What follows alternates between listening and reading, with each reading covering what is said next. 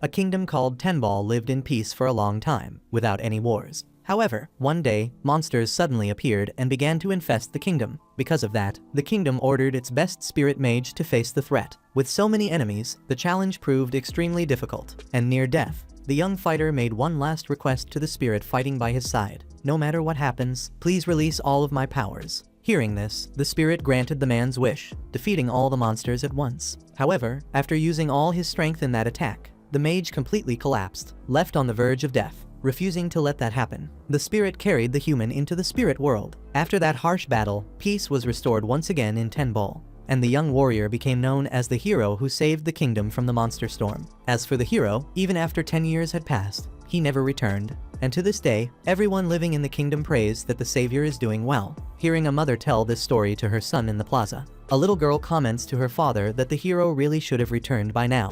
The man scolds the little Ellen and orders 2 skewers from a vendor. Ellen insists and asks how long her father is going to keep avoiding going home, but the man ignores her. At that moment, 2 men approach to buy 2 skewers and end up realizing that the hooded man is none other than Lord Roval. When they say the Lord's name, everyone around looks shocked and repeats it at the same time.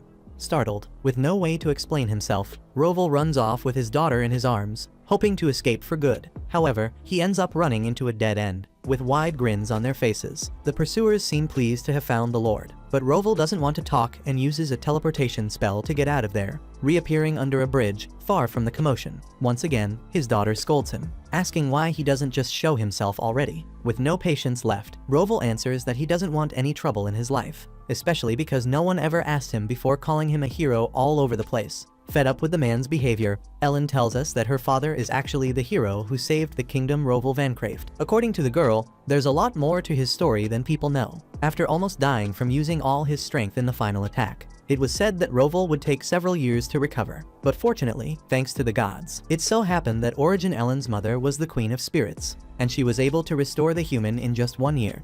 As time went by, the two fell in love and formed a pact, which caused Roval to become half-spirit. As a result, Roval lost the ability to control his powers, so he had to train in the spirit world before returning to the human world to adapt. Ellen was born as their daughter 8 years ago. But the truth is, the girl is a reincarnated soul. Before reincarnating, she was a scientist in Japan, spending her days researching new materials and developing resources through synthesis. But for some unknown reason, she simply died. Then, whether by karma or not, Ellen was reborn in this world with the memories of her past life.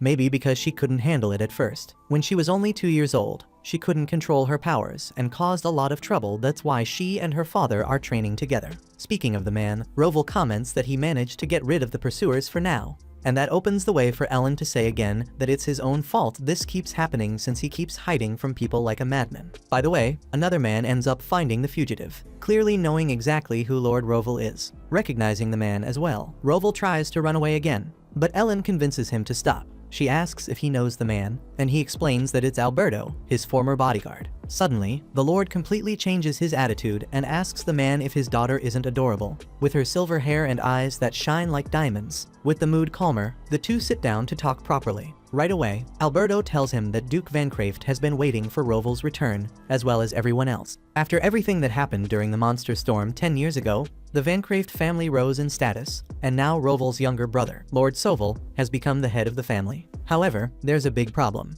Soval had to marry Miss Agile due to pressure from the king. Upon hearing that that hag is in his house, Roval refuses even more to return. But knowing her father has a soft heart, Ellen uses emotional blackmail to convince him to go back, accusing him of not caring about his family. Roval simply can't handle his daughter being disappointed in him, so the man bursts into tears and promises he'll return just to please the little pest. Inside the carriage, on their way to their destination, Ellen asks who this Agile person is, and Alberto explains that she's the second princess of the kingdom of Tenball. Roval adds that she was once his fiancée. According to her, she was destined to marry into the Vancraft family, and Roval should be grateful for that. However, he cancelled the engagement when he learned he would be going to battle against the monsters, since he was certain he would die. Alberto adds that this whole engagement idea was Agile's, and now Soval is the one suffering because of it.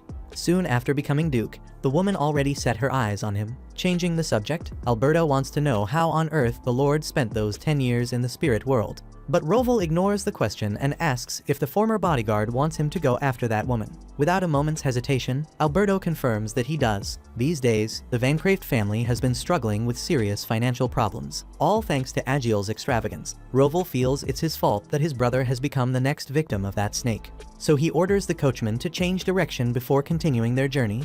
There's something he needs to take care of first. When they reach a church, the group parks the carriage, and Roval walks in with his daughter. The priest, distracted while sweeping the floor, takes a moment to realize that the great Lord Roval himself has stepped into his humble church. Without wasting any time, Roval asks to have his marriage officially registered in this world, since he had been married in the spirit realm and now needs a 10-ball kingdom document to prove his union. As the priest starts arranging everything for the ceremony, Ellen asks why her father suddenly decided to get married out of nowhere.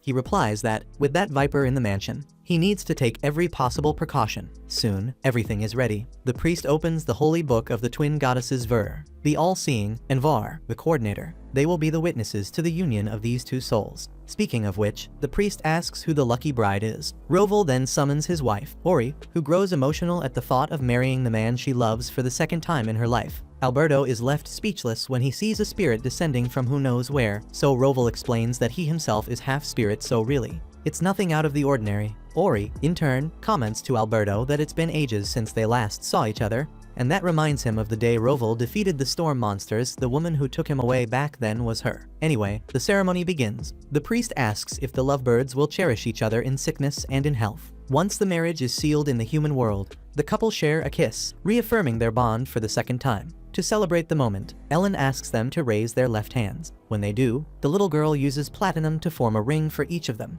She explains that the ring on the left hand symbolizes creation and its connection to the heart, along with a love strong enough to protect one's beloved from the very depths of one's soul. Then, by manipulating carbon, she creates a diamond to set in Ori's ring, representing eternal bond, certainty, purity, and innocence. Finally, she jokes that she could throw rice like people do at weddings, but since there's none around, she decides to release a shower of diamond blessings across the chapel instead, making the moment even more enchanting. As she does, the statues of the twin goddesses, Ver and Var, begin to glow, signaling that they too bless this union. When Ellen was reborn as a spirit, she gained the power to alter the chemical composition and structure of materials. In other words, yeah, she's ridiculously overpowered. As they leave the church, the girl offers the priest a handful of diamonds, leaving him utterly speechless at such generosity. Out on the street, she teases her father, saying he looked really handsome at the wedding. The compliment puts a proud smile on his face, but just as quickly, she takes it back, saying she's disappointed in him now, and refuses to explain why. After cooling his head, Roval decides it's time to go home, but before that, he asks Ori and Ellen to return to the spirit world.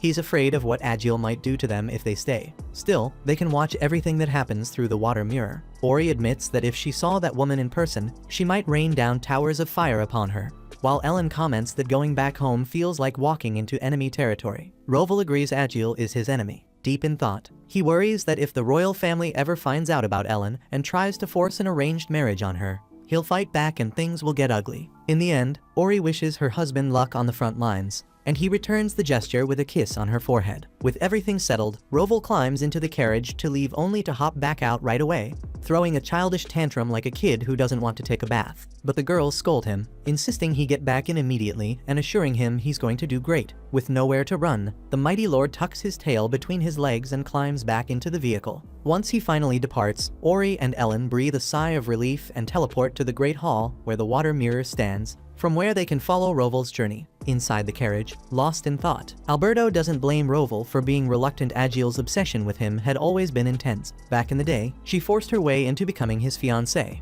constantly arrogant and eager to live off others. Under the influence of such a toxic woman, Roval gradually grew distant. Then, when he was 17, the monster storm struck. Using that as an excuse, he broke off the engagement, saying he didn't know if he'd return alive. Furious, Agiel abused her royal connections to send both Roval and his father to the front lines purely out of revenge. What happened after that, everyone already knows. Roval was taken to the spirit world, and his father died in battle. Reflecting on how much time has passed since then, Alberto realizes just how much Roval has changed. The way he looks when he's with Ellen, no one has ever seen that expression before. In the end, maybe he found in the spirit world the happiness he lost in the world of men 10 years ago. If that's the case, after this long reflection, Alberto quietly apologizes to his lord. Roval responds that he understands how powerful Agile's influence is, and how she probably cornered everyone. Still, he blames himself for leaving his family and friends alone all this time, so Alberto, he says, has nothing to apologize for. Later, at every corner, people could see a flag raised, its crest symbolizing the long-awaited return of the hero. As they learned of this news, the townsfolk were ecstatic. On Lord Roval's carriage, there was also one of these flags, and people celebrated as he passed through the surroundings of the kingdom.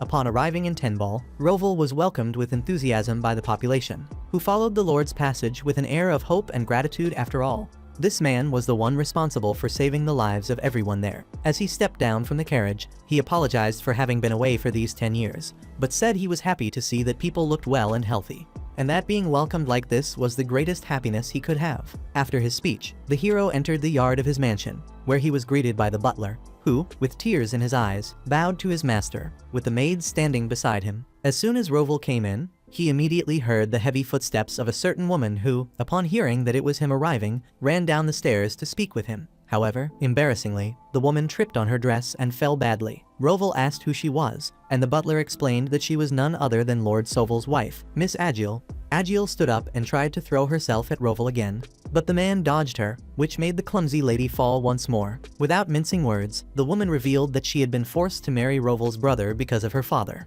But fortunately, Roval had never forgotten her and had now returned to the woman he truly loved. In the spirit world, Origin began to emit fire from her hands and had to be calmed down by her daughter before she set the castle ablaze. In the end, the two looked into the water mirror and began to imagine what else that woman might do to poor Roval. As if her mother's ugliness weren't enough, Agile makes a point of introducing her daughter, Emile. To make things worse, the woman claims that Roval is the girl's real father, which makes her run down the stairs in excitement, and, just like her mother, roll down them in an embarrassing way. Either way, Emile is convinced that Roval is her father, which obviously makes the man even more irritated. Not only him, Ellen releases her power upon seeing that hideous girl calling Roval father. Jealous, the girl almost destroys the castle with her uncontrollable power. Origin calms her daughter down and admits that it's frustrating not being able to be there, but unfortunately, the two of them can't interfere for now. Meanwhile, Agile keeps promoting her daughter, saying she's as beautiful as her mother. Out of patience, Roval asks the butler if that girl isn't Soval's daughter,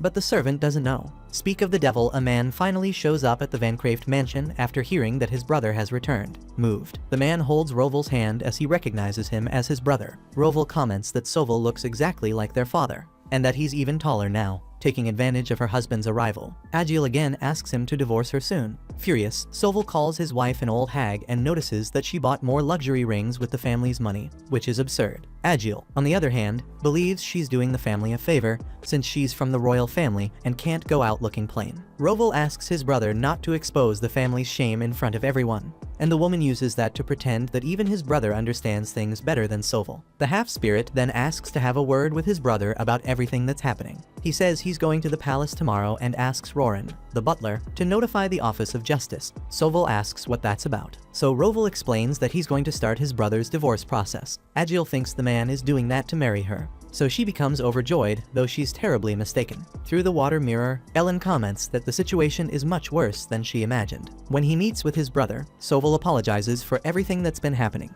After all, if that woman does whatever she wants, it's mostly because he hasn't been firm enough. Roval already knows more or less what's going on through Alberto, and says that this will all end tomorrow, since they'll definitely kick those two out. Soval asks if Agile's daughter will also be involved, and Roval asks if by any chance she's his daughter too. Being honest, Soval doesn't really know. Since desperate because of the unwanted marriage, he always drank all the alcohol that woman pushed on him and, let's say, didn't spend his days very aware of what was going on. Anyway, Roval reminds him that Agile herself claims the daughter isn't his. Apparently, that crazy woman believes that by marrying Roval, Emile will automatically become his daughter. But that's not how things work, and he's going to make the reason for the divorce very clear to the Office of Justice. As for his brother, he should stay quiet and let his wife destroy herself with her own lies while Roval takes care of everything. Speaking of that, he apologizes for his absence and thanks his brother for all the effort he's made to take care of the family while he was gone. Soval asks where he's been for the past 10 years, and Roval says he was in the spirit world,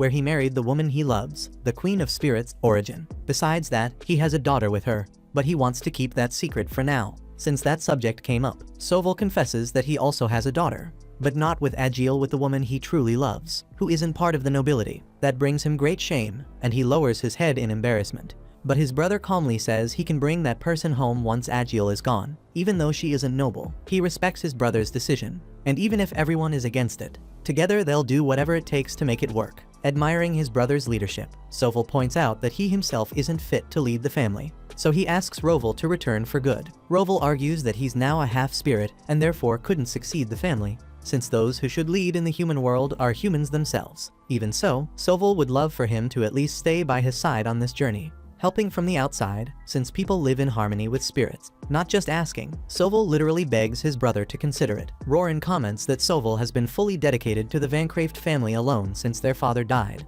and Soval adds that the people were very happy about his brother's return, trying to convince him to stay. Seeing Roval's hesitation, Ellen and Origin decide to appear in the meeting to encourage him to make the right decision. First of all, the girl uses her usual emotional blackmail, saying she hates her father because he despises his own brother. After regaining his sanity from that shocking statement, Roval introduces his wife to everyone, and also his beloved daughter, who is as beautiful as her mother, as he proudly says. Ellen and Origin try to convince the man to stay there. After all, he needs to protect his family. Knowing he can't fight against those two, Roval gives in and decides to stay, promising to be his brother's assistant. Moved by the decision, Roran approaches Ellen and asks her to call him Grandpa. When the girl calls him that, the old man can't resist and almost has a heart attack from so much happiness and affection for such an adorable child, especially because it feels like he really has a lovely granddaughter now. Roval, as jealous as ever, tells the man to calm down, but Roran is determined not to give up adopting Ellen as his granddaughter. Meanwhile, in the dining room, Agiel waits furiously for Roval to appear. Meanwhile, still in the meeting, the man asks his brother to say he doesn't remember having made that child with his wife, because after all, that's the truth. When everything is decided for tomorrow, Roval asks his wife to watch over them on such an important day. So the Queen of Spirits rewards her husband in an unexpected way that embarrasses Ellen. The girl calls her father a hidden pervert. And as the two get into an argument, Alberto and Soval notice how happy and united that family seems to be. Meanwhile, in the throne room, the king learns of reports about Roval's possible arrival in the kingdom. Therefore, something must be done about Agiel, since her relationship with Soval is simply terrible, and Roval will not accept that at all in his own home. Thus, the king orders Ravissol to be called to shed some light on this mess. When he appears before the throne and learns what's going on, Ravissol concludes that Roval will not let this situation with Agiel pass. So he makes a point of reminding his majesty that he once gave an important piece of advice, but the king preferred to listen to others and pushed Agiel toward the Vancrafts. Either way, they can't afford to anger Roval any further, since his power is irreplaceable for the country. Therefore, there's only one way out of this. The next day, Roval Vancraft presents himself before the ruler of the Labor Kingdom to inform him of his return. The king offers a reward to the man for his return, so Roval asks for limits on the interference the royal family has in his family, as well as the king's presence in person at the divorce between his daughter and her husband, Soval. Upon hearing this, Ravissol analyzes that the Vancrafts are truly distancing themselves from the court. Then, Roval reveals that the one asking for this divorce is not him, but Agiel herself, and that news leaves everyone present astonished. Ravissol ponders that, this way, it seems as though the court sees the Vancrafts as enemies. A noble from the court asks the reason for Agiel wanting the divorce, and Roval reveals that she wishes to marry another man, which makes the king nearly faint. Seeing the situation getting worse, Ravissol steps forward and declares that the court accepts the Vancrafts' request, but certain concessions must be made in exchange. From the water mirror, Ellen asks who that Haraguro is, and Origin says he's the next king who, by the way, has never liked Roval. Then she asks what Haraguro means, and her mother says it means that inside Ravissol's belly there's darkness. It represents a deceitful being with a bad personality. Roval asks what those concessions would be, and Ravissol reveals that the royal family needs the Vancraft family as the court's main power. Roval replies that he's not the one who should decide that, since he's not the leader of his family, so the two schedule a meeting to settle that matter. With that, Roval leaves, and Ellen notices through the water mirror that something strange and black is coming out of Ravissol. To explain that dark aura, her mother tells her that long ago there was a king like Agiel, who depended on the spirit's powers and demanded that Origin appear even when it wasn't necessary. Because of that, the spirits became enraged and cast a curse on the royal family. Since then, they have held the Spirit Festival every year, wishing for the spirits' forgiveness for what they did. However, over time, they ended up forgetting why they had received that curse and kept wondering why the spirits didn't hear their voices and why their prayers were always so empty. Since that time, Roval had already been a very conscious child about the spirits' side in that conflict, to the point that he believed the spirits didn't want to help people without real intention. Because of his personality, Origin ended up falling in love with him, although she forced the boy to sign a contract with her. Ellen asks how old her father was when they got married, and Origin shamelessly answers that the boy was only 7. The next day, the long-awaited moment of the divorce hearing arrives. The judge asks if Soval and Agiel agree, and both confirm, so according to the documents provided by Roval, the judge asks if the woman really wants the divorce to marry another man, and she answers without hesitation that yes, she does, and that she will marry the man who came to get her in this case, Roval himself. The judge reminds her that this engagement had been cancelled a long time ago, but Agiel argues that Roval willingly returned to get her and their daughter, Emil. The judge asks the man if that's true, and he denies it, claiming that, as stated in the document, he was in the spirit world for 10 years.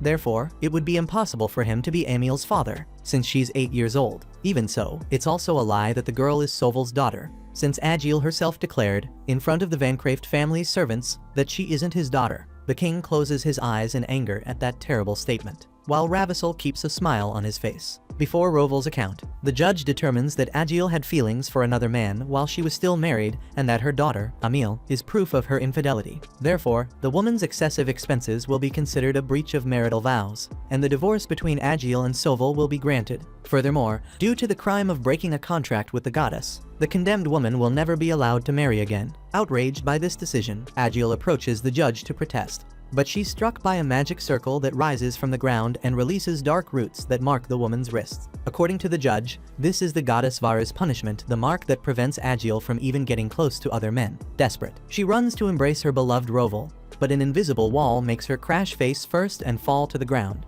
The punished woman begs her father for help, but he also judges her for her foolishness, and both he and Ravissel apologize for her behavior, which means they understand the punishment the king's daughter has suffered. With the sentence imposed and the punishment applied, the judge ends the session. Everyone leaves the courtroom, while Agiel stays behind, desperate. In the Spirit Kingdom, Ellen admits she thought it would be harder to settle that fight, and Origin finds it very strange that Ravissel watched everything in silence. Speaking of the devil, as he pours himself a glass of wine in a closed office, Ravissel notices Roval's reflection in the glass. Roval asks if the man is happy that things turned out as he imagined. He admits that he is, since his spoiled sister will be confined, and soon his father will renounce the throne. Being sincere, Ravissel regrets that Roval did not become his brother-in-law, but he understands that just hearing that makes the man sick, especially because, after 10 years in the spirit world, as people have said, he ended up building his own family, even having an adorable daughter. Roval loses his temper upon realizing that this wicked man has discovered about Origin and Ellen,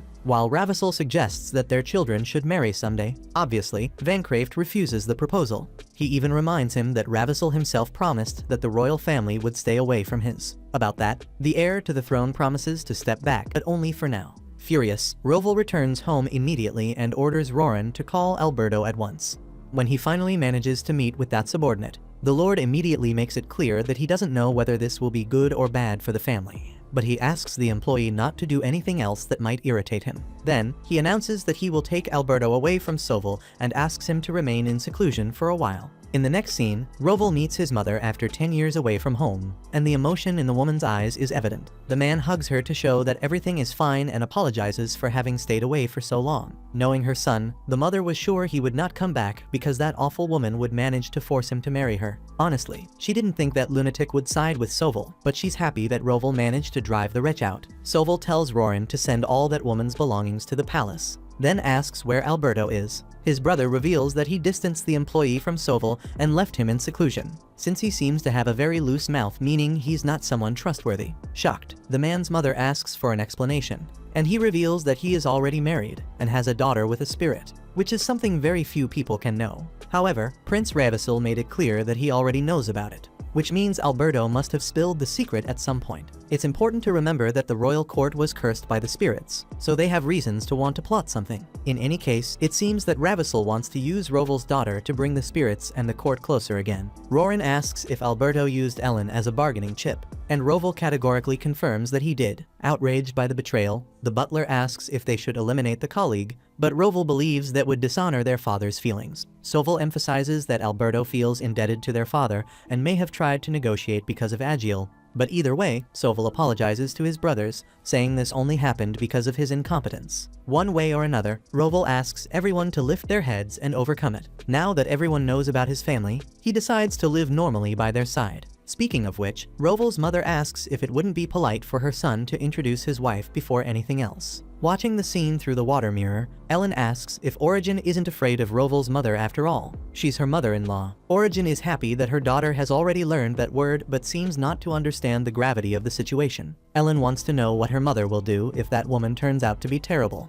But the Queen of Spirits takes it lightly, saying that, if that's the case, they can simply never see each other again. Ellen points out her mother's detachment from worldly matters, but she couldn't expect anything different from her. Roval's mother asks when she will meet Roval's wife and daughter, so he summons the two right then. Without delay, Ellen and Ori appear and enchant the human woman in a surprising way. Introducing herself with all her charm, Ori says that, in the land she came from, she is called the Queen of Origin and Mother of All, the great queen of her civilization. She also assures that one day, the grandmother's granddaughter will also reach that position. Roval asks Ellen to introduce herself to her grandmother, and the girl uses everything she has learned to soften the lady's heart with her politeness and charm. Excited by the situation, the lady asks to be called Grandma, which shocks the child, as she didn't expect that old woman to want to be so close right away. Still, after a few seconds of hesitation, Ellen manages to say the word Grandma, which makes Roval's mother as happy as someone who has won the lottery. Roran makes a point of approaching and pointing out how cute Miss Ellen is, until the girl calls him Grandpa, and then the two can't stop doting over the child. Soon after, the grandmother takes out some sweets and places them on the table for her granddaughter to eat. Eager to devour them, Ellen takes a moment to analyze the situation, and considers that it might be another test. Instead of attacking the food, she delicately picks up her cup and shows all her table manners. Roran asks if etiquette is the same in the world of spirits and humans, and Origin answers that it is not, since spirits hardly eat. Speaking of that, she asks if it was her husband who taught their daughter to act like that, and he admits that he didn't. Either way, it was enough to win the grandmother's heart even more. Enchanted, she picks up a piece of candy to feed her granddaughter, but Roval stops her, afraid the girl might not eat dinner if she eats too much now. After that, the Lord invites Soval for a conversation and asks if he should help with business matters, though he makes it clear that he wants to avoid staying with the Knights and that he also can't live in that house because of his wife and daughter. Ori explains that she cannot stay there because she is too powerful and might influence the human world. Human society could turn into a huge forest due to the abundance of the Queen of Spirits. Speaking of which, Ellen's grandmother asks what kind of spirit the girl is, and she says that she has the power of the elements. Faced with the woman's curiosity, the child explains that an element is a component that creates things. There are many combinations of elements, and practically everything is made through the union of these elements. Seeing that the adults are as impressed as they are confused, Ellen demonstrates in practice. She takes a piece of charcoal and changes its structure, transforming it into a diamond. Unable to believe their eyes, Soval asks if the little girl is also capable of generating minerals, and she then conjures a pile of gold bars on top of the table. While the man stood there frozen, the grandmother told her granddaughter not to flaunt that power everywhere she went. If word of it ever reached the outside world, it could cause serious trouble. The child promised to stick to more humble work, then conjured a small diamond and handed it to her grandma. Ori asked what his daughter planned to do with all that gold, since she had made far too much. The girl lowered her head, promising not to get so carried away next time. Roval said that, to make up for what Agiel had done, his brother should use the gold for the people, as if it belonged to the crown. Soval felt honored by that purpose. Ellen, however, warned that it could disrupt the economy, so it'd be wiser to mix the gold with some impurities. Roran asked if she was sure, and she nodded as long as they bought her a really nice cake. In that case, the butler promised to get one as big as the mansion. Seeing all this, Soval remarked that Ellen's power truly was incredible, and that it explained why Roval worried about letting the royal court find out. To throw them off, the grandmother suggested selling those materials somewhere else, if they ever had to sell them at all. Ellen proposed pretending that the gold came from a local mine, and, to make it look real, she'd personally ensure the miners actually pulled something from there. The grandmother was amazed by how grown up the little girl seemed, and Ellen quietly thought to herself that it was because she actually was grown up. Without revealing that, the girl offered to help with any business matters they might have, at which point Roval finally told his daughter to hit the brakes. After that family meeting, Soval gathered the staff to announce Agil's return to the royal court. He also took the chance to thank everyone who had endured that viper slithering through the mansion's halls for so long. Then, as the main point of the meeting, the Lord announced not only his brother Roval's return, but also the homecoming of Roval's beautiful family. To celebrate the occasion, a grand feast had been prepared so everyone could eat, drink, and enjoy themselves to their heart's content. When the banquet began, the atmosphere was cheerful and lively among all who ruled and served in the house, and the charm of Origin and Ellen quickly won over the entire staff. After Ellen accepted a cup of juice, Roran quietly wrote it down in his notebook. He wanted to remember her preferences so he could always bring her favorite treats without needing to ask. Soval noticed the butler's face soften completely when the girl called him Grandpa, and he admitted he couldn't blame him. He had never met anyone so worth serving with such affection. The grandmother praised her granddaughter's cleverness for understanding how the servants felt. Meanwhile, at the royal palace, Alberto informed Prince Ravissel that Roval had realized he was involved in the scheme and had therefore distanced him from Soval. Hearing that, Ravissel ordered the man to perform one last favor for him.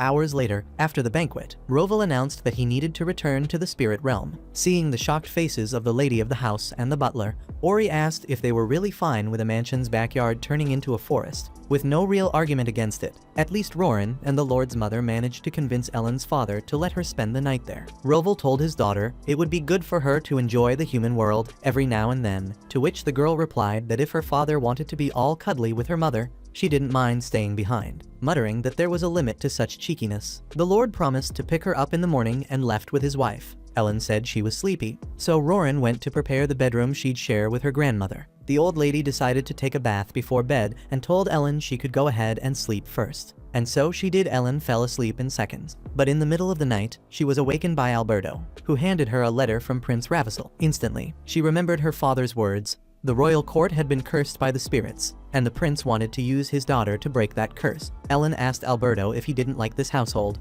and he stammered nervously that of course he did. Realizing her tone had sounded harsh, she softened. The girl explained that her father was furious Alberto's attempt to help had come off as a serious intrusion. She reminded him that she and her father were half human, half spirit, which made them extremely valuable to the court. Though to them, it was nothing but a source of headaches. The court had no awareness of its own mistakes, meaning the same cycle would never end. They had not only forgotten that they once angered the spirits, they didn't even remember why. Pure selfishness. Realizing this was some sort of personal invitation, the girl told Alberto to cut all ties with the prince immediately. If her father found out, the punishment would be severe. Besides, Alberto knew he was expendable to Ravissel, and if he were cast out by this family, Haraguro certainly wouldn't care. Still, Ellen said her father was probably watching from somewhere and promised to convince him not to hold it against Alberto. As for the prince's letter, she instructed him to reply that she refused, since otherwise her father would be furious. With that, the girl burned the letter without hesitation and wished the man good night. The next morning, after Ellen finished breakfast, she was suddenly scooped into a crushing hug from her grandmother, more like a jiu-jitsu move than an embrace. Roran gently reminded her that squashing the child wouldn't be very productive, then served Ellen a cup of tea. As always, both of them were completely smitten by her cuteness, until her father finally emerged from the spirit world to pick up his luggage. Ellen asks if her father was being affectionate with her mother, and he answers with a smile that yes, he was, but then corrects himself after realizing that might sound strange. Aside from that, he mentions that his daughter has something important to say. So she reveals that Uncle Alberto has cut ties with Prince Haraguro and therefore should be spared from confinement. Faced with her father's anger at this opinion, Ellen asks if he doesn't have anything to say as well. The Lord's mother wants to know what this story is about, and with his silence, Ellen explains that the Lord knew the prince would send someone to her, so he left the girl there on purpose. The man's mother demands an explanation, but as her son grows uneasy, the granddaughter says that now that the prince knows about her existence, they would never have left without Ellen. As a way to show Lord Roval's anger, Ellen burned Ravissel's letter without even reading it. To end the discussion, the little girl makes it very clear that she won't talk to her father until he properly talks with Uncle Alberto. After leaving the dining room, Roval admits once again that he can't win against his daughter. Roran comments that the girl is so mature she doesn't even seem like a child. Annoyed, Roval asks whose side the servant is on, And he answers that, obviously, he's on Ellen's side. The butler imagines the master knows what his daughter's intention was in burning the letter. And the Lord does know it was so that no one could connect Alberto with the prince, since now they have no proof. Roval wonders who his daughter takes after, saving others like that, and Roran assures him she's exactly like her father. The girl's father, however, thinks that's precisely the problem. Back at the royal castle, Ravissel learns from Alberto that Ellen burned the letter without reading it. After completing his final task, Alberto says goodbye to the prince and heads for the exit. Before that, Ravissel makes it clear that his desire to have that child has only grown stronger, because he firmly believes she is capable of revealing why the spirits and the royal court cannot form a contract. Then it's Alberto's turn to meet Roval again and take responsibility for his actions. Despite everything, when asked, the servant assures him that he has cut ties with Ravissel. According to the Lord, Alberto does not know the real situation between the royal family and the spirits, and maybe he thought this would not be a problem for the Van Craeft family. However, because of that, the court now has its eyes on Ellen. By the way, truth be told, Roval is only talking to Alberto because his daughter asked him to, since she said she would not speak to her father if he didn't do it. He asks why Ellen burned the letter without reading it, because now there's no way to prove whether it was written by the prince. Alberto replies that the little girl wanted to save him. So the Lord points out that the man was saved not only by his father, but also by his daughter, which makes Alberto ask for forgiveness. In the end, Roval announces that Alberto will go back to taking care of Soval, but the truth is that the Lord still cannot trust him. Therefore, for now, the servant will remain under watch and should thank Ellen for that. After that, Roval leaves, and left alone, Alberto remembers the moment when Barvel saved him at a critical point in a battle, by pushing the young man to the ground and ending up being seriously injured because of it. Meanwhile, as always, Roran and Roval's mother are doting on Ellen, giving her everything she wants and even more, until the girl's father appears to finally get her attention back after doing what she asked. At first, the little girl keeps a stern face at him, saying that he should tell everyone around them the truth, which would be a big problem for them, since the values of humans and spirits are different. Ellen thinks it's wrong to punish Uncle Alberto before her father fulfills his duty to speak to everyone. After hearing that, when Roval promises to take care of it, the daughter goes back to treating her father well. And seeing how the man practically begs the girl for this kind of thing, his mother starts wondering who the child in this relationship really is. Ellen quickly says that she understands that her father is doing this for her own good, but if he is going to use her as a reason, she would like to be warned first, because she ended up treating her father badly through all of this, which he agrees with, sadness in his heart. Changing the subject, the girl asks if the Lord will help her deal with Heraguro. The father asks what that is, and she explains that it's Ravissel, because of his bad personality. When the man comments that it's a very accurate description for that guy, the girl replies that it also describes her father, and that throws the poor man back into the mud, emotionally speaking. To make the atmosphere a bit lighter, Roran takes Ellen to play in the yard and calls a group of maids to join. After the girl counts to 10 with her eyes closed, it's time for her to find where everyone is hiding.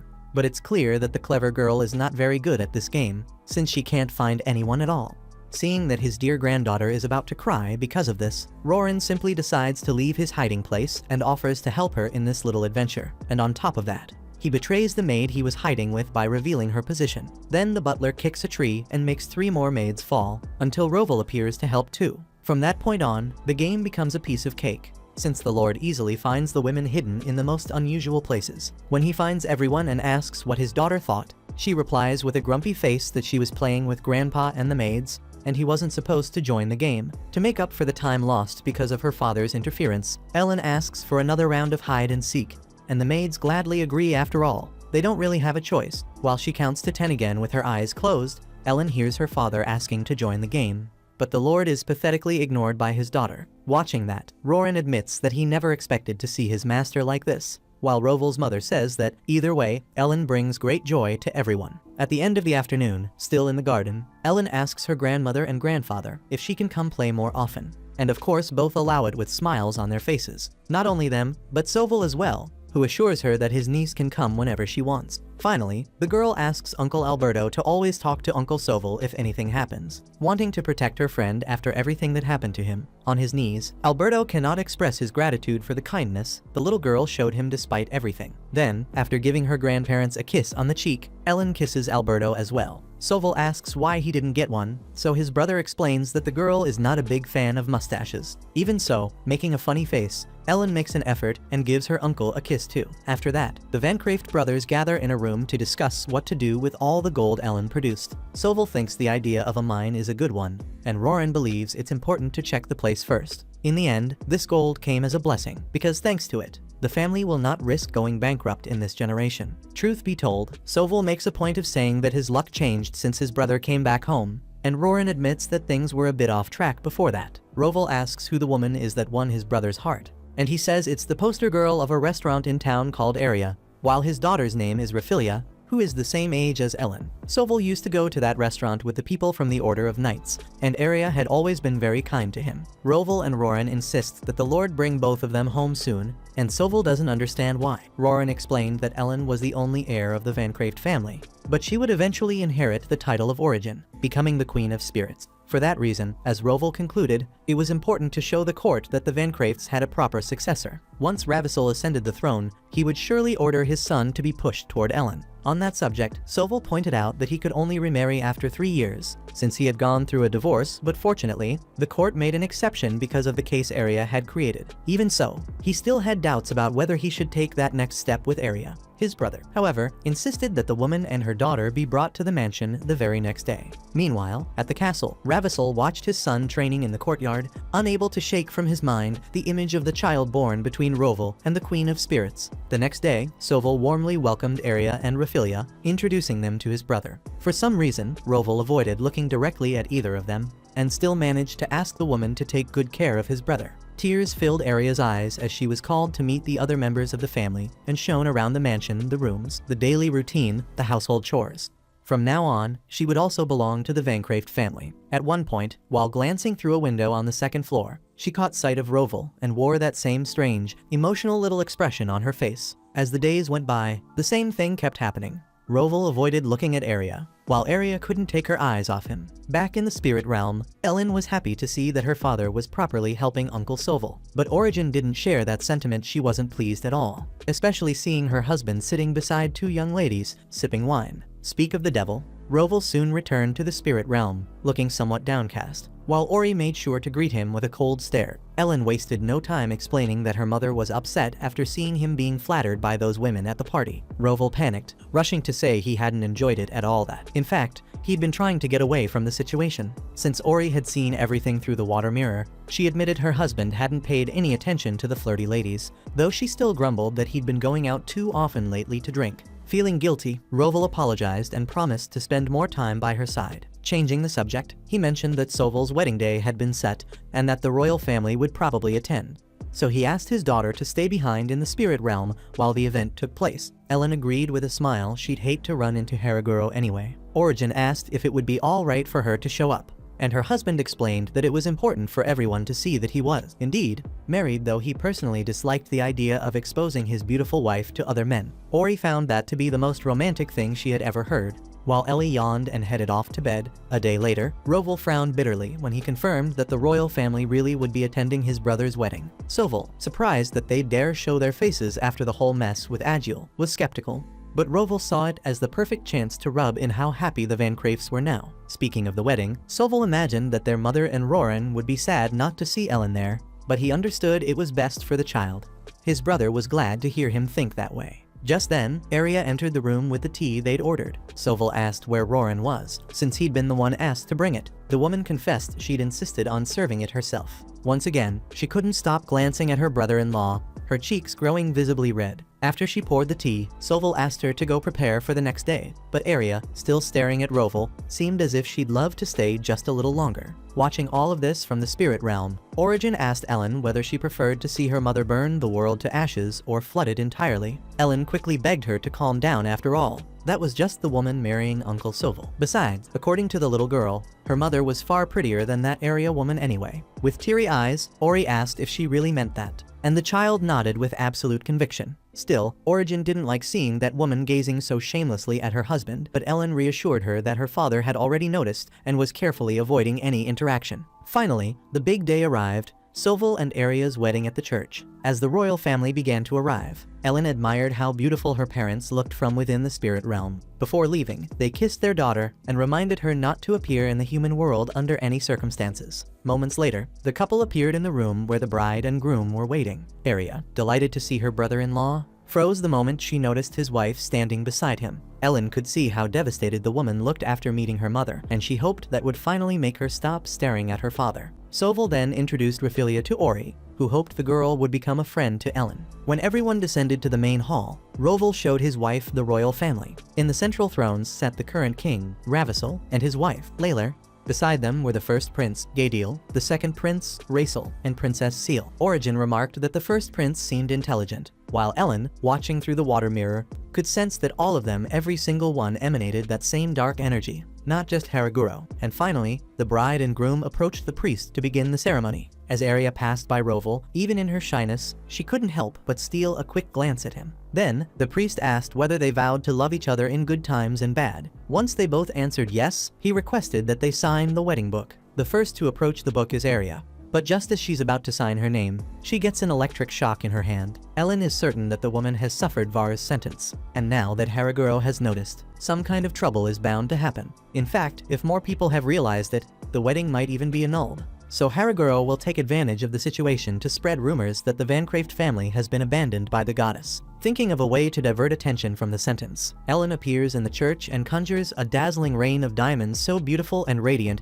that it gives the guests the impression that the wedding is being blessed by the goddess. Ellen imagines her plan is working, although it seems her parents have already realized she's the one behind it. Even Ravissel gives in and tells his son Gaedil that the Vancrafts are blessed by the spirits. Meanwhile, the first prince ends up seeing Ellen, and when the girl looks back at him, a unique moment begins, whether born of tension or, perhaps, love at first sight.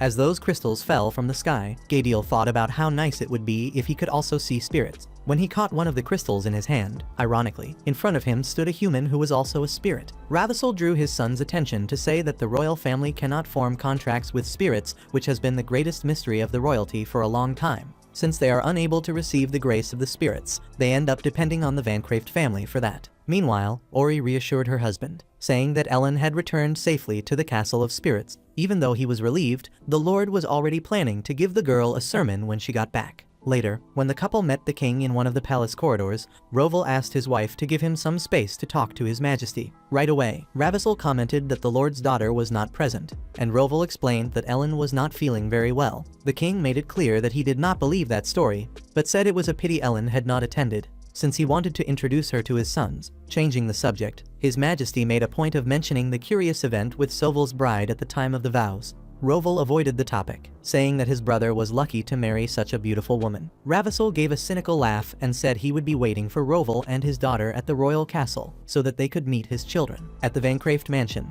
Aria looked at the mark on her wrist with a terrible feeling. Speaking of which, Roval and Origen entered the room where she was and told the maids to leave. Filled with anger, the man approached Aria and grabbed her wrist, demanding to know what it meant. Ori asked her husband not to be aggressive, so he let go of the woman and said that because of her, the royal family was now watching Ellen since the goddess Var had cast a sentence upon Aria and the whole court had learned about it. Now they might try to corner the Vancrafts. Seeing that the man was getting more and more irritated, Ori stepped closer and said she understood that he was so angry because he loved his wife and daughter. But the truth was that they had just been very unlucky, while that deceitful Ravissel had been very fortunate. Either way, she said Ellen would be fine after all. She was their daughter and always had a trick up her sleeve, just as she had shown at the wedding. Turning to Aria, the Queen of Spirits asked if she really had the courage to offer her daughter as payment for a sin committed by a stranger. Aria replied that she would never give Raphilia as a sacrifice. So the spirit assumed the woman understood the situation.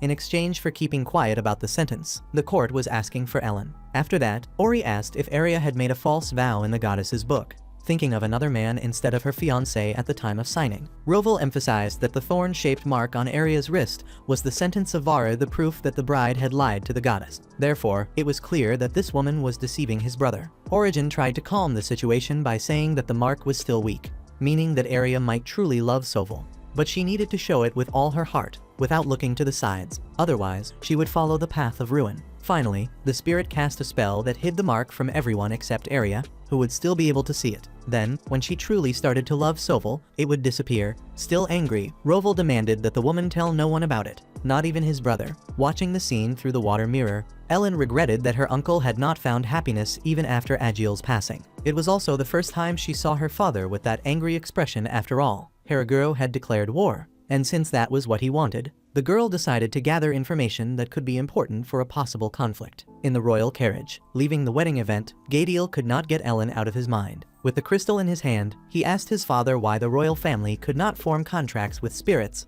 and Ravissel explained that it was not just a matter of contracts. In fact, they could not even approach the spirits, and the reason for that had been a mystery for a long time. Back at the Van Craeft residence, Arya was inconsolable, not knowing what to do or where to go. Although Roval had told her to stay quiet about the mark until she could prove to Soval that she loved him, the woman did not think it was right to hide it. Soval entered the room and asked if his wife was all right, since she looked pale and worn out. Refusing to keep it a secret, she decided to tell her husband everything. At the Castle of Spirits, Ellen went to the library and gathered dozens of books until Vint arrived to warn her not to make a mess and risk upsetting her parents. The girl replied that her parents would not scold her for studying their enemies, so the spirit told her to ask him anything she wanted to know, as that way she could study much faster. Since that was the case, the girl asked about the curse the spirits had cast on the royal family, because she had seen with her own eyes the dark aura coming from the members of the court, and her mother had said it had to do with a curse. Vint was impressed that such a young girl could see the aura, but even so, he regretted that he could not reveal much to her yet,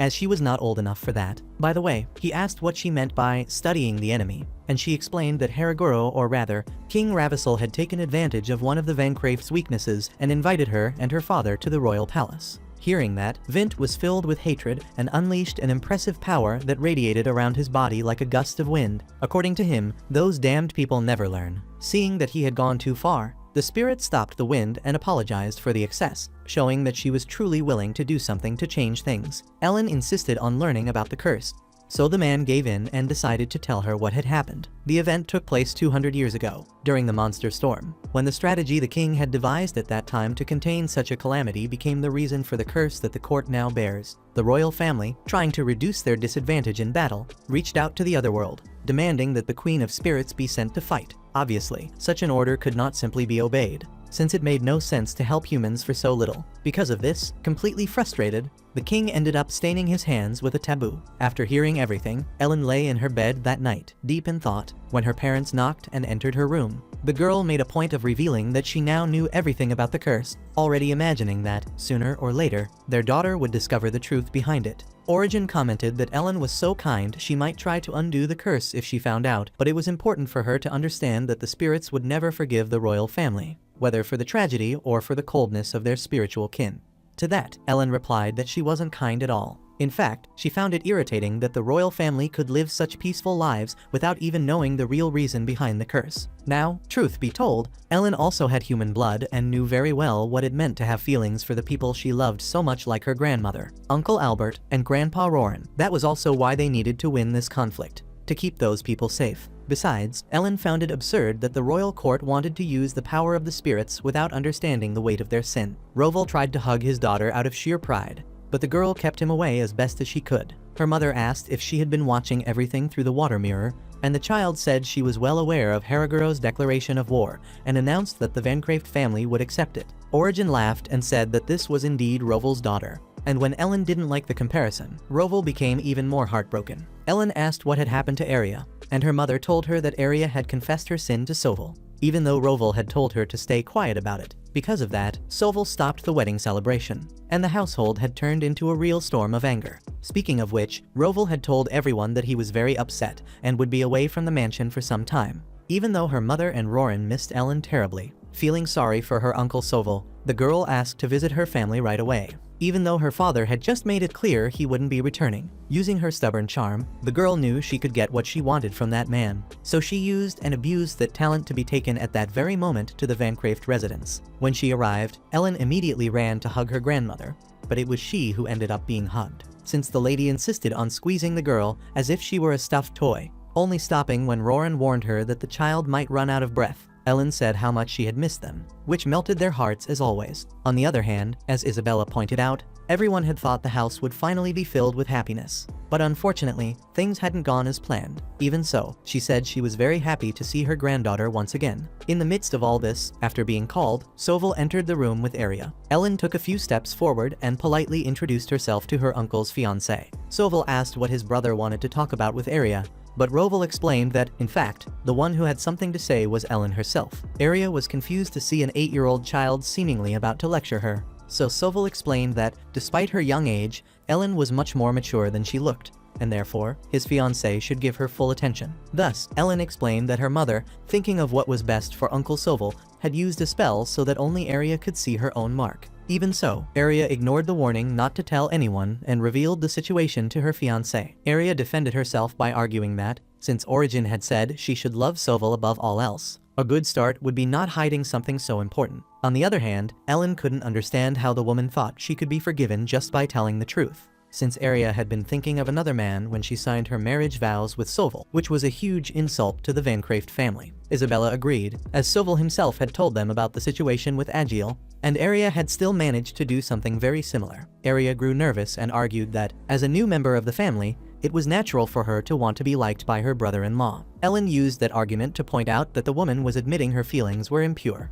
and that was why the goddess Var had passed that judgment upon her. The girl revealed that the Vancraft family was loved by the spirits and therefore very important to the royal court. Arya already knew that, since her brother-in-law was seen as a hero, but Ellen stated that it wasn't just because of her father's title that the royal family needed the Vancrafts, but also because of his power since Roval had strength enough to battle neighboring nations. However, Arya's selfish actions had become a reason to take that away from the kingdom. Afraid of harming his relationship with his brother, Roval made it clear he wouldn't return to the family mansion anytime soon, and that could be very harmful if he really stayed away from the human world. On the other hand, if the great burden behind all this chaos were to disappear, perhaps things could go back to normal. In this case, Ellen said without hesitation that the burden she was referring to was Arya. By the way, Ellen says that the court only came to see the wedding to judge the value of Soval Vancraft's bride, something very important that Arya threw away. Arya starts crying upon hearing those words, so Isabella assumes that the young woman must have suddenly fallen in love with Roval, especially since many women fall under that man's charm. But it's a pity, because Soval was so happy that he would finally marry the woman, and now he has to go through this. Crying, Arya swears that she loves Soval, so Ellen tells her to stop loving her father so much that she would risk her own life. Since the subject came up, Ellen promises that she and her mother will not let it slide if Arya tries to steal Roval from them. On the contrary, they will crush this woman little by little, and without hesitation, so she'd better be ready. Faced with that threat, Arya can't take the pressure and faints, and she only doesn't hit her head on the floor because Soval was there to stop it from happening. As he admits himself, he still wants to believe in his fiancée. When Arya is taken away, Soval says that if it weren't for Ellen, this family would be much more divided, and for that he is deeply grateful. Happy to hear that, Ellen reminds him that they need to go to the castle, something Roval didn't even want to remember for a second. Since that's the case, Isabella gets excited to arrange a new dress for Ellen and clothes for Roval, so she asks Roran to call the best tailor available. Soval apologizes for his mother's crazy excitement, because she had always wanted to have a daughter and now is enjoying having a granddaughter. In that case, Ellen joins the excitement and demands the presence of the women responsible for makeup. Once that's done, she tells her father to grab Uncle Soval so he can go through an important transformation. A few minutes later, after the maids shave his beard, Ellen is amazed by her uncle's beauty. In fact, now that he looks so handsome, the girl hopes that Arya will only have eyes for this man from now on.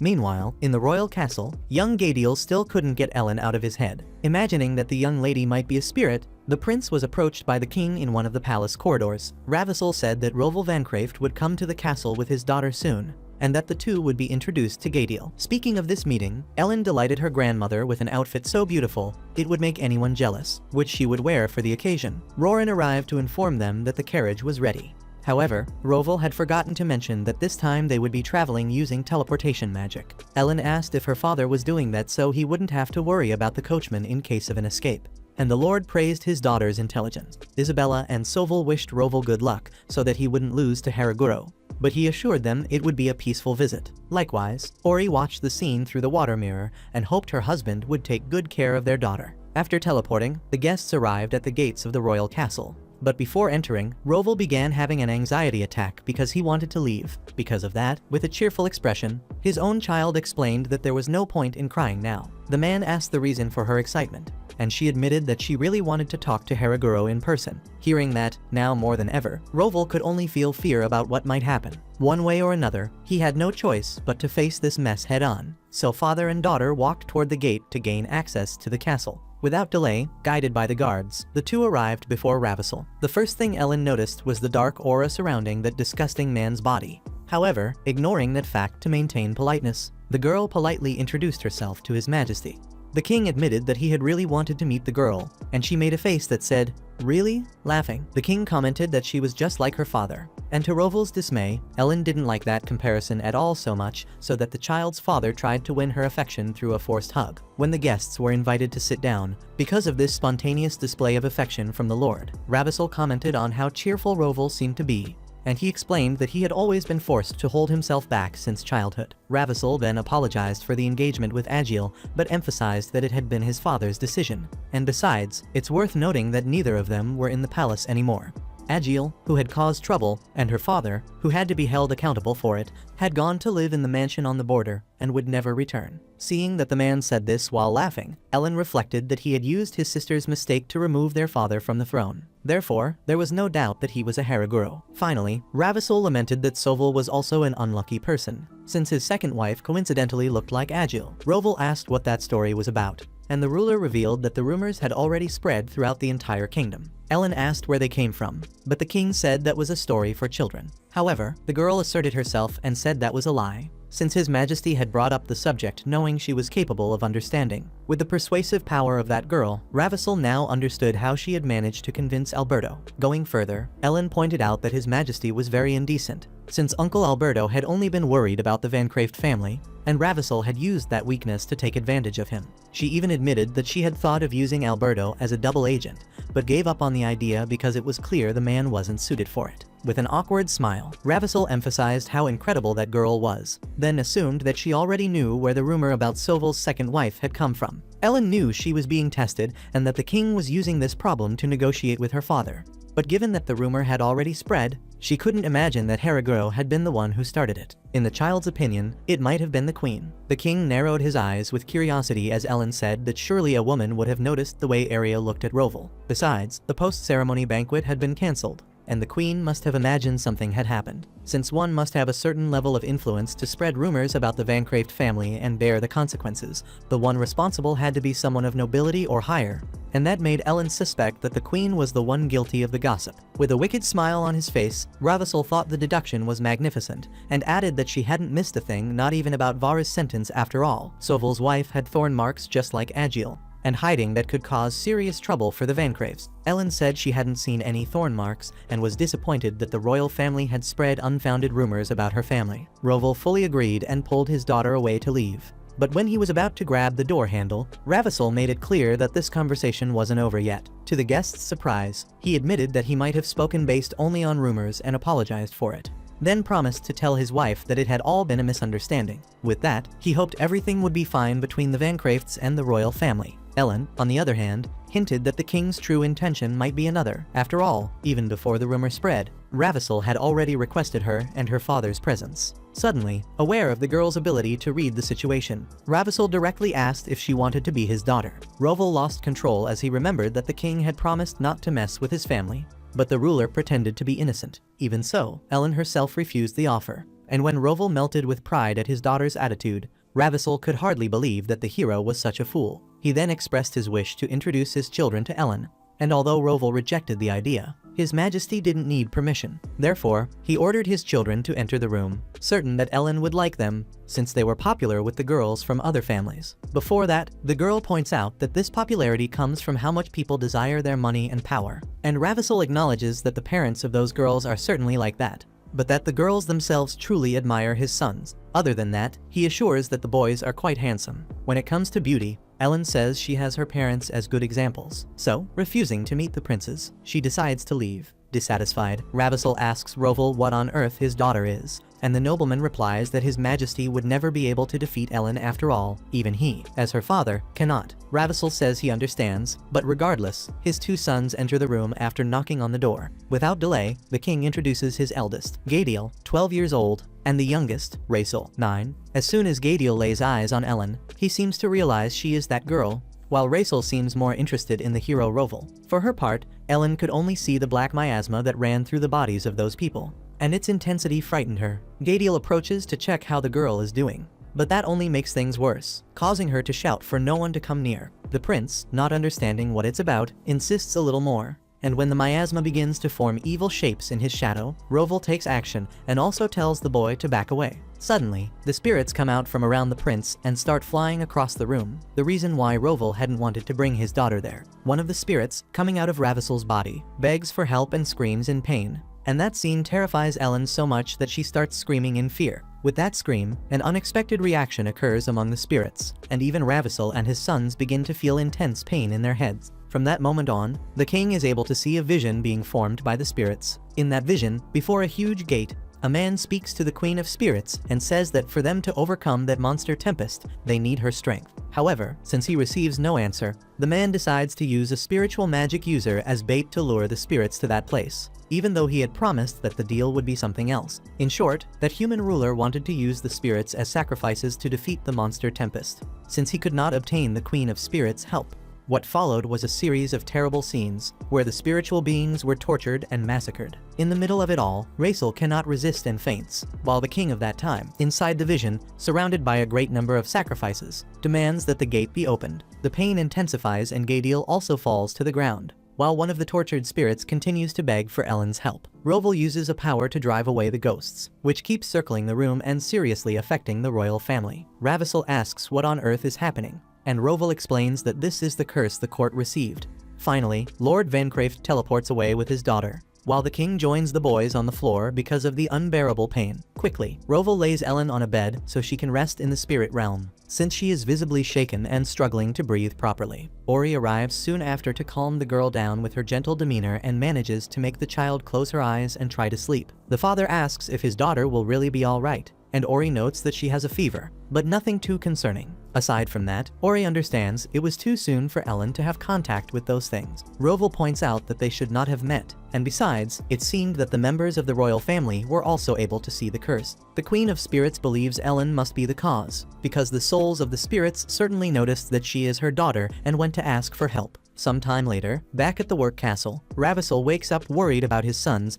and is informed that both are still unconscious, but they are fine. Days later, while the long-awaited spirit festival takes place in the middle of the city, where the population gathers for a great celebration, the royal family prays before a spiritual rock, and when everyone leaves, Gadiel stays a little longer. His younger brother calls for him to go, and on the way, questions whether these prayers really reach the spirits, since every year they pray during the festival. Yet the curse has lasted for 200 years. Rachel thinks the court should have already been forgiven, especially since he and his brother have nothing to do with it. Gadiel thinks about it and wonders why the spirits avoid the royal family. According to him, the answer was in an ancient book he discovered in a secret room, everything that humans cause to the spirits, and the uncontrollable wrath that came from it. What Gadiel saw in that room, at that moment, he now knows was what happened 200 years ago, and the rock where they pray today was the place where it all occurred. Deep down, human remorse has long disappeared, which takes away the meaning of the prayers. The only thing left is the past with the spirits and the wounds they caused the cry that cannot be heard. Now, in yet another spirit festival, before the stone,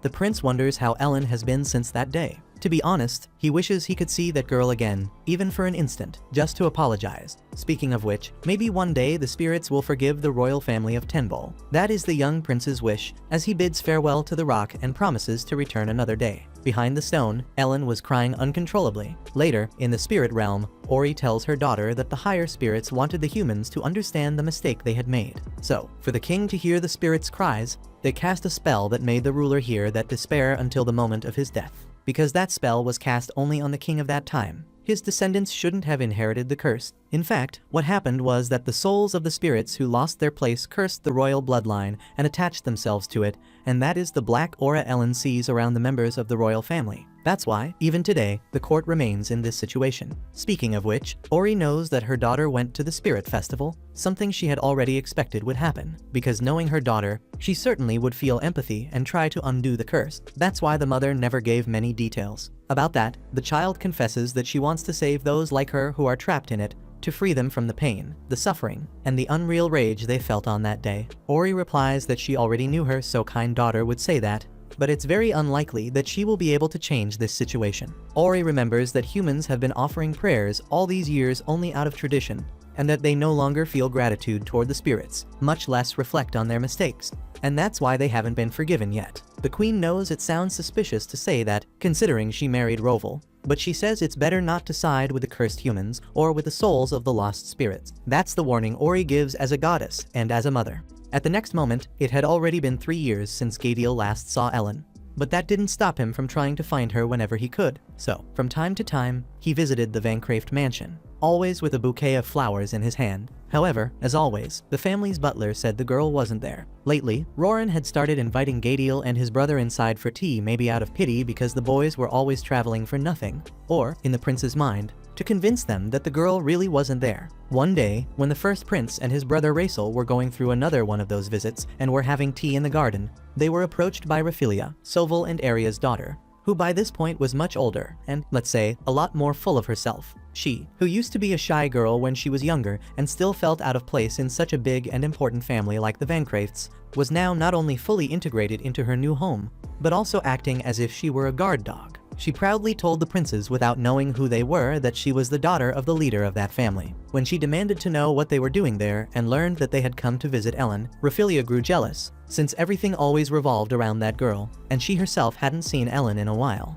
which truly surprised the princes and made them realize that Ellen really had been missing. Raphilia asked why the boy wanted to see Ellen, and he said he needed to apologize in person for a reason he didn't make clear. Seeing the bouquet of flowers beside him, Raphilia noticed he was the one who always brought gifts, so she asked to keep the flowers, since Ellen wasn't there to receive them. Realizing the confusion, Roran arrived immediately, apologizing to their highnesses for the inconvenience, and the fact that the butler called the boys "your highnesses" made Raphilia finally realize that the two of them were princes. Even so, unbelievably, the girl didn't drop her attitude and kept her bratty posture, while Gadiel, on the other hand, stood up from his chair and promised he would bring her a present the next time he came. When the princes left, Roran scolded Raphilia for her behavior in front of members of the royal family, while Gadiel confessed that he actually had fun because it was the first time anyone had spoken to him like that. Some time later, Ellen got ready to visit the mine that had been causing so many problems for the Vancrafts. As always, all the adults were fascinated by the beauty and charm of that girl,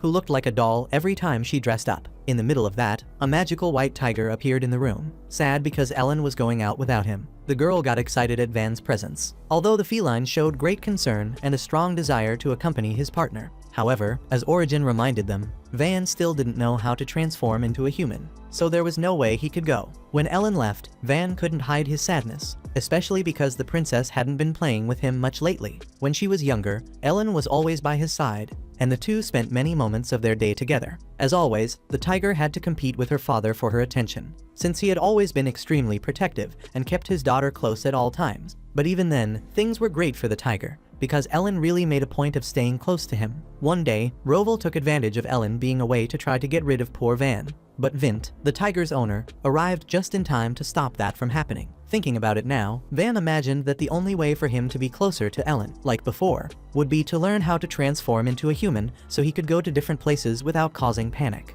Later, the heads of the Vancraft family gathered to discuss the trip to the mine. The leaders learned from the butler that the princes had come once again, but they gave more importance to the main topic of the meeting. After all, silver mining had always been common in the mine. But besides the fact that the mineral was almost gone, the mine had to be shut down for a reason beyond their control. Ellen would be part of the trip, but since it was a dangerous place, she was instructed to stay with her father at all times, something he loved, of course, while the girl hated it. Roran would do anything to go along, but unfortunately he couldn't, so the girl promised to bring him a little souvenir. Speaking of that, she asked whether her grandmother wasn't going too, and Roval and Soval admitted they hadn't even mentioned the trip to her, because if she found out, she would certainly force her sons to take her along, which was definitely not what they wanted. After the meeting, on their way to the carriages, Soval suggested they say that some of the ingots Ellen had produced produced that day had been found in an old storage room, because saying the silver had been in the family for a long time might keep the crown from becoming suspicious. As soon as they reached the mansion gate, they were surprised by a large number of carriages, one of which carried none other than Isabella, the mother of the Vancraft leaders. Full of confidence, the noblewoman made it very clear that the two were still too young to fool her. She rushed to hug Ellen and said she would be going with them. Immediately, Soval and Roval looked straight at Alberto, who admitted guilt without hesitation. Hours later, when they arrived at the mine, the Vancrafts were greeted by the workers. Ellen, dying of embarrassment in front of all those miners, managed to step forward and greet them with her elegance. The men didn't pay much attention to that, but as always, Roval insisted on pointing out how adorable and gorgeous his daughter was, leaving the workers honestly without a response. Finally, Soval announced that they had come to talk about the mine's closure, which made the workers sad and hopeless, since it really seemed the mine had no chance of continuing to operate. In the middle of that, to everyone's joy, Isabella arrived with a basket of food, announcing that today there would be a special meal for the men. That reminded the workers of when the former leader was still alive, because he always came with a grand feast for lunch, and the men used to look forward to his arrival on meeting days. After announcing lunch, Isabella leaned close to Ellen's ear and said that the easiest way to win someone over was through their stomach. After the meal, Ellen explored the cafeteria and ended up coming across some minerals on top of a table. Although they used to extract plenty of silver in the past, it was clear that almost everything in that batch was just quartz. Looking around, the girl noticed how close those men were to one another, almost like a family, and how that mine was simply the place that provided for them and their families. Thinking about that, Ellen tried to reverse the mine's shutdown with her own hands. Picking up a piece of quartz, she performed an alchemical spell to give it a special shine. Then, pretending she knew nothing, casually mentioned to one of the miners how beautiful and bright that stone looked. The news left all the workers with tremendous expectations, since a valuable discovery could save their jobs. With the boss's permission, the miner broke the stone open and found a bit of silver inside, which made the men celebrate loudly, hopeful that they could find even more silver, just like before. Joy filled the cafeteria, but Soval interrupted the celebration to remind them that the situation was far more serious than simply finding more silver. After all, the truth behind that place was that the spirits had cursed the mine for extracting too much silver, which made it impossible to continue their work. Alarmed by this, Ellen noticed that one of the workers was coughing among the others, and imagining the reason for it, she asked to speak with the workers, since she might be able to contribute with her knowledge. Roval and Soval didn't really know what to think about that request, but considering what Ellen was capable of, they ended up allowing it. So Ellen approached the workers and asked whether the symptoms of this curse involved shortness of breath, coughing, and mucus buildup in the body, even taking the lives of some people. When the men confirmed, the child stated that, for many years, what had actually happened was that the miners had probably been inhaling metal dust and particles inside the mine, which affected their bodies and caused a disease. In the end, what she meant was that there was no curse on the mine. It was a disease called pneumoconiosis that had been affecting many workers. The older man who suffered from it asked whether there was a cure, and Ellen regretted to say that she imagined there wasn't a complete one, even though it was possible to improve little by little. In the face of that news, since he had been suffering for years, any sign of improvement was already a huge relief for him, so he begged to be helped. Because of that, Ellen asked her father and uncle to return to the mansion with her, because she needed to discuss a serious matter with them and her mother, Origin. If the miners gave her a bit of time, the girl swore she could solve the situation. Later, when Ellen gathered the most important people in the family, she said she could cure the disease, but only in theory, since the workers had contracted it long ago and might have developed other illnesses on top of the first one. The big issue was that the little girl could try to produce a medicine if she altered part of her power, but it was important to say that this might influence the human world, either for better or worse, and that was why she needed to speak with the Vancraft family first. Roval asked what Ori thought about it, and the Queen of Spirits promptly replied that her daughter could do whatever she wanted. That answer left everyone tense, so Origin explained that, indeed, Ellen was still very immature as a spirit, but there was no way for her to know how much her power would influence the world if she never tried. Therefore, this was her chance. Roval wanted to know what would become of them if something happened to their daughter, but Ori believed that if anything serious occurred, they simply shouldn't bring Ellen to the human world again. Isabella went crazy at that possibility, while Ori announced that this case would be Ellen's lesson. And since she had said in front of everyone that she could do it, then it was time for her to go ahead and prove she was capable. By the way, if she struggled and felt she couldn't do it alone, she could always count on everyone in that room: her mother, her father, her uncle, or her grandmother. With that said, the girl promised to give her very best, In the following days, Ellen stayed isolated in her room in the spirit castle, entirely focused on a cure for the miner's illness. And day after day, Roval hovered around the girl's door without being able to enter, which drove the miserable man into an immeasurable level of tension. In fact, when Origin showed up in that corridor, Roval completely broke down and started asking how his little girl might be. While Vint, much calmer, noted that the princess might not even have eaten properly. Despite their worry, Origin maintained her usual lightness and asked the men not to bother the princess, since she was dedicating herself to creating the medicine. So all that was left was to wait. After saying that, Ori left the place without further explanation, leaving Roval in a terrible state of anxiety. Speaking of which, Van also showed up wearing the same downcast expression he had been carrying for some time due to Ellen's absence. And when the two neediest beings Ellen had ever known in the spirit world joined forces, the situation became unbearable, with the two feeding each other's neurosis. After all, as Van reminded him, when she learned to manipulate the elements, that girl wasn't just clumsy, she was practically a walking bomb, capable of blowing everything to pieces with her explosive lack of experience. Seeing the facts, the situation spiraled out of control,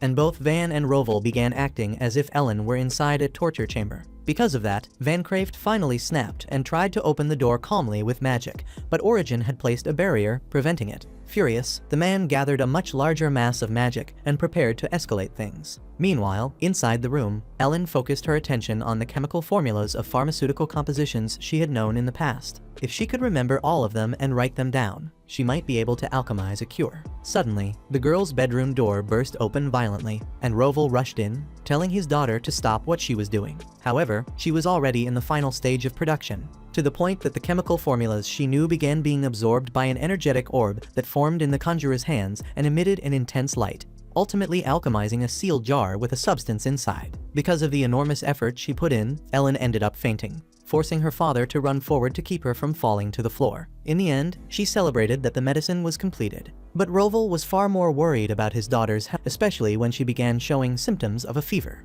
Because of that, the parents place their daughter in her bed so she can rest. While Ellen sleeps, Ori admits she never imagined the girl would be able to create a cure of this level, which makes it even clearer that the young girl has talent far beyond her size. To be honest, Origin had already wanted to test Ellen's limits for some time, but assumed Roval wouldn't allow it. In any case, the Queen of Spirits says goodbye to her husband to go talk with her sister. Some time later, Ellen is awake and holding the jar with the medicine as if it were a toy she had just received. Despite the girl's excitement, Roval enters the room with a completely different posture. He starts scolding his daughter for having stayed locked inside her room for all those days without eating or sleeping, driving everyone out of their minds. He, for example, was certainly the most affected of all, to the point of almost losing his sanity in front of everyone in the house, hearing that Ellen apologizes. So Roval forbids her from forcing herself like that again. If she keeps doing it, she won't be allowed back in the Van Craft mansion. After announcing his sentence, the man sits on the bed, head down, and mutters that his daughter doesn't even want to try to understand how he felt. Ellen becomes worried about her father and approaches him to understand what's going on, until Origin arrives, praising Roval's patience in this matter and also asking Ellen not to lock herself in the room the next time she uses her power. The mother explains to her daughter that her father is upset because he wasn't able to stop her from fainting, which also shows that the little girl still has a long way to go if she wants to learn to fully control her power. It's clear the child needs more training, but Origin still highlights how impressive the result of her daughter's experiment was, and the pride in her voice makes Ellen extremely happy. On the other hand, Roval keeps muttering that Ellen doesn't understand how he feels, saying that it will be her fault if his heart stops. The poor girl argues that she would never do that, but the man loses control and starts shouting that yes, she would, until he grabs the girl as if she were a pet. Speaking of that, as an apology, Ori asks her daughter to let her father carry her around all day, and the girl doesn't seem to object. That same day, Ellen and Roval go to the Van Craft mansion and show Soval the medication the child developed. Her uncle praises his niece's intelligence, but to his surprise, she had not only created the remedy that could cure the miners, she had already planned the next steps that needed to be taken. Thus, a few days passed in which Roval, Soval, and Ellen visited the mine for a while. The girl used her powers to create gold and silver in the walls and make it look like those minerals had already been there before. One day, with a good number of miners gathered around the mine, Soval announces that, thanks to Ellen, they will be able to reopen the business. In addition, as she had promised, Ellen began the long-awaited pneumoconiosis treatment for the workers affected by the disease, and she also produced painkillers, antibiotics, flu medicine, anti-allergy medicine, and everything necessary for the workers to take care of their health. This extra attention clearly made the work environment better, But Ellen didn't stop there. Talking with her father and uncle, she expresses her desire to leave the medicines she made under the care of the city's church, which has a clinic. Roval asks if she really intends to leave these medicines in the hands of other people, and she answers yes, little by little. Faced with this, her father sees nothing wrong with it as long as this decision isn't a burden for his daughter, and she assures him she won't do anything that will make him worry. At the Van Craeft mansion, as any good noble girl is expected to do, Raphelia is made to spend yet another entire day studying, but today she finally rebels. Since she can't stand this annoying routine anymore, tired of always being treated like the nobleman's precious little girl, Raphelia runs out of the room and leaves her teacher talking to herself. Running to a gazebo in the garden, the girl is suddenly taken back to an old memory. One day, when she was younger, she dreamed of being able to live with her father. While she was being carried in a fancy carriage to the Van Craeft mansion, the girl said that her mother wouldn't need to work anymore, so the two could always be together, and that thought made her incredibly excited. When she laid eyes on the mansion for the first time, it was love at first sight, and the joy and expectation in the child's eyes were obvious. Raphelia imagined eating the best food, having access to the finest items, and above all, having the company of her father, which was the most important thing. However, as the days passed in that house, the routine turned out to be far more overwhelming than the poor girl could have imagined. Instead of moments of relaxation, Raphelia found herself confronted every day by a teacher who punished her for not being the way she wanted. And that strictness slowly broke the girl's spirit. Her once bright and hopeful flame began to fade under the crushing weight of the routine. As a child, Raphelia wandered through the mansion's vast gardens, exploring the hidden corners of that seemingly friendly place, yet every time she was caught, she received a scolding from the maid responsible for her. The same teacher who wouldn't even let the girl breathe alone. Remembering that time, feeling sad and lonely, Raphelia suddenly misses the prince, since he had shown a kindness she hadn't seen in a very long time, leaving her heart tight and hoping Gadiel would return soon. Still downcast, the girl returns to the mansion, and while walking through the corridors, she overhears two maids gossiping about something related to Ellen. Jealous that this girl is always the center of every conversation, Raphelia confronts the maids and demands to know who this Ellen is. After all, obviously startled, the maids try to dodge the conversation and walk away after apologizing. But Raphelia is still pissed about how that girl always draws everyone's attention, while she herself feels isolated and forgotten in this mansion. Indignant, Raphelia runs to her father, who scolds her for running around like that instead of behaving like a lady. As if that weren't enough, the girl says she has a question for Soval, but he refuses to help because he's busy right now. That rejection only makes the girl angrier. She complains about how she's treated and then runs off. Seeing this, Roval advises his brother to listen to what his daughter wants to say, because it seemed important. In turn, the doting father insists he listens to everything Ellen has to say more than she'd like, actually, which, to him, is something to brag about. Even so, that advice leaves Soval thinking. Meanwhile, Raphelia reaches her mother's room all worked up and ready to complain about her father. But lying in bed with a messy, tired look, Arya says she's not feeling well at all. The maid explains that the woman simply drank too much, but Arya doesn't want anyone saying such things. Impatient, Arya grabs a bottle of water and throws the liquid toward her daughter. But surprisingly, the maid steps in front of the girl, and is the one who gets hit instead.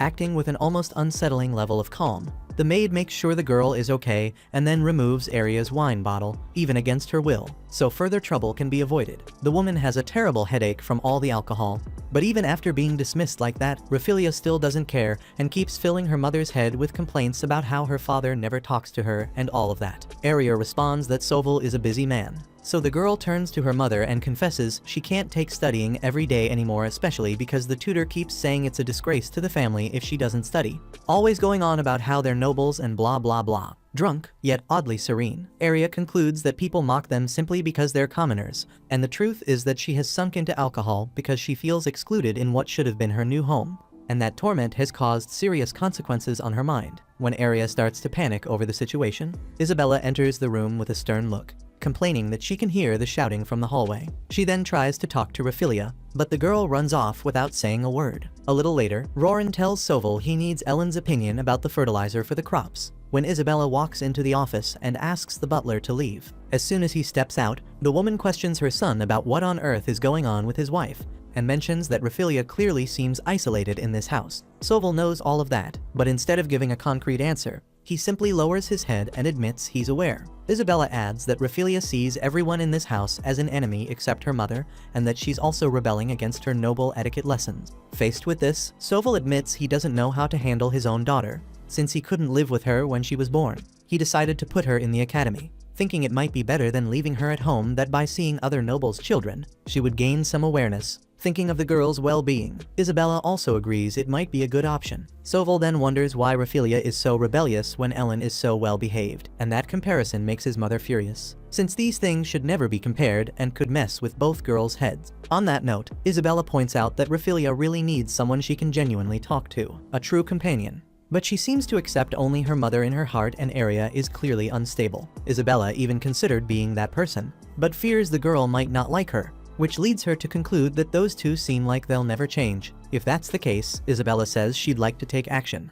But without revealing what action that would be, she decides to leave before saying something she shouldn't. Leaving the office, all the mother wants is for her son to notice this problem on his own. The next day, Ellen treats the miner's illness with medication and advice regarding rest and nutrition. Because of the help she's been offering daily, she has come to be known among the miners as the Healing Princess, a nickname that moves her and makes her proud of her efforts. After treating another worker, Roval arrives with her brother to say that was the last patient of the day. While Soval thanks her for everything she's been doing, Ellen replies that much of it is thanks to her uncle, since he helps a lot by deciding who does or doesn't need treatment. Soval jokes that his brother was strict about reducing how much effort Ellen should put in, and the girl's father confirms exactly that. Regarding the town clinic, Soval says everything is going well, which earns him a hug that obviously makes Roval jealous. Soval then brings up the fertilizer for the garden that Rorin needs help with. So Roval, tired of the conversation drifting away, gives his daughter a tight hug just to make his presence clear. Unfortunately for him, the girl escapes unscathed and ends up on her uncle's shoulders instead. Roval grumbles that he can also lift her onto his shoulders, but in peak mischievous honesty,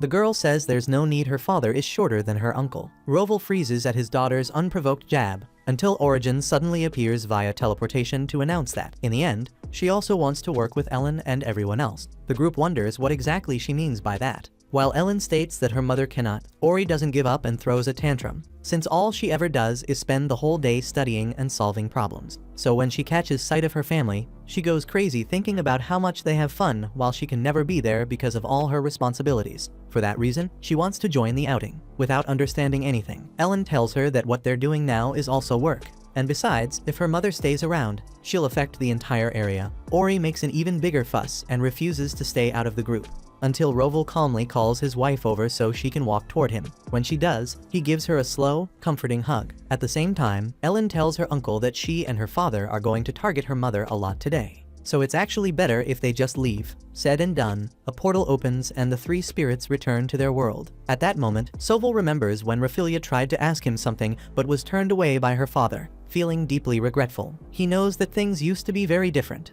and that he used to give his daughter all the attention he could. Check out these videos appearing on your screen and subscribe so you don't miss the next part.